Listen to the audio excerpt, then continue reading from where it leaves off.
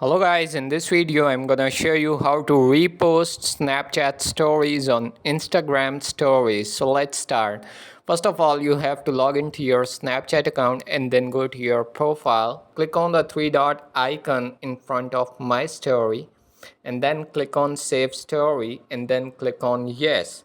And after that you just simply open your Instagram.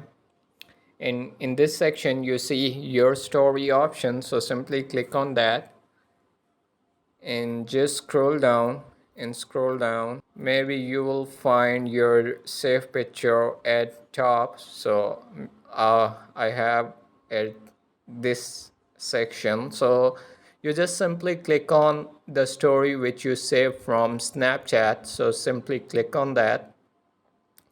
And here you see the option of your story, so simply click on that, and now you will be able to repost Snapchat stories on Instagram stories. So I hope you guys enjoy this video. If you like the video, do like, share and subscribe our channel.